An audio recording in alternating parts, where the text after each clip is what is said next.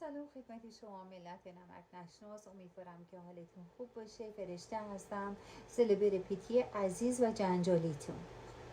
در فرانسه هستم. با عشقم و دیگر سلبر پیتی ها اومدیم که با سلبر پیتی های کشورهای دیگه چیکار کنیم؟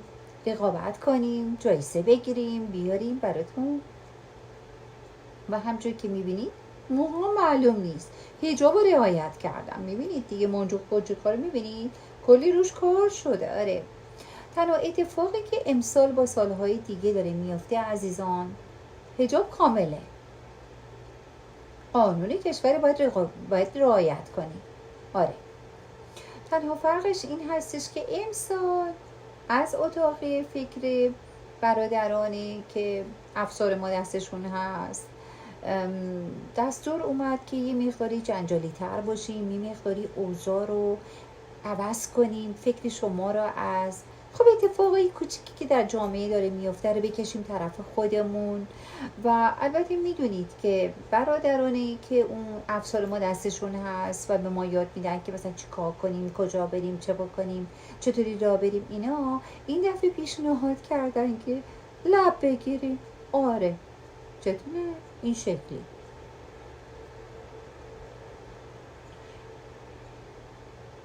البته اولش گفتن که ترک کنید. ترک که میدونین چیه، متحدتون هوا میکنید، میلرزونید رو هوا. گفتیم خوبه، نه میتونیم بکنیم، کاری نداره. من مثلا با اون خانم سلبریتی لیلی هست با اون صحبت کردم، گفتم میتونی هوا کنی به چرخونی بلرزونی؟ گفت آره، چرا که نه. آره، ما بر دلار هر کاری میکنیم. بعدش گفتن که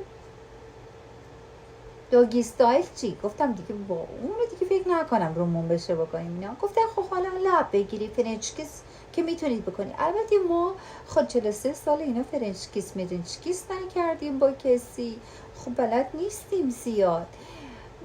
گفتن حالا انجام بدی هر طوری شده. خب ما هم دیگه انجام دادیم دیگه.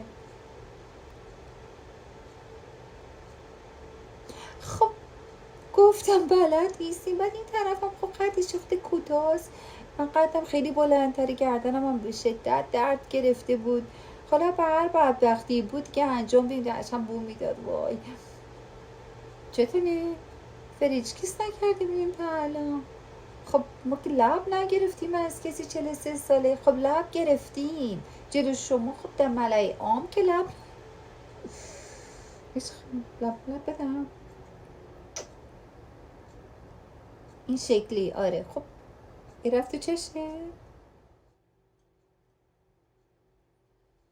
وای خدا کنه که دفعه دیگه یه آدم قبلندتری چیزی بدن. گردنم درد گرفت، اینقدر گردنم پایین کردم، اینو ما چی کنم با لب بدم. آره عزیزان، ببینید اتاق فکر کاگیچه گرچه دیگه برادر پوتین میدان چی میشنن، فکر میکنن، طراحی میکنن، اتاق فکر دارن. آره خب ما نمیتونن فکر کنن، اونا میشنن فکر میکنن. بعد ما با پول نفت، آره دیگه، ما پول نفت رو بهشون میدیم برای این افکار نابغه وار. بعد میدن به برادرای ما که به ارباب ما هستن، اینا افسارمون دستشونه. بعد اینا بین این طرحها میشنم مثلا یکیش رو انتخاب میکنم، مثلا لب دادن، ما تحت هوا کردن، لرزوندن وسط مثلا اونجایی که همه سلبریتی ها واسدن، یا داگی استایلی مثلا چیزی چیزی غریبی نیستش. آره بعد اینا یکی از اینا رو انتخاب میکنم. مثلا مال من این بود که باید بری لب بدی. البته هرچی اوضاع داخل کشور نابسامان‌تر باشه، از این حرکات عجیب غریب شما زیاد خواهید دید. خواهید که فکرتون رو عوض کنید. البته من حجابم کامل رعایت کردم، میبینید که قانون کشوره، باید حجاب رو رعایت کنین. و آره دیگه، دیدین که لبرم که دادم، لبرم که گرفتم، همه دیدن، اصلا همه مونده بودن. اصلا سلبریتی های دیگه گفتم بابا شما خیلی آزادی دارید، نرمال سازی کردیم دیگه. آره نرمال سازی کردیم، آبرو خریدیم. نباید که بدونن که مثلا از ما چه شکلی.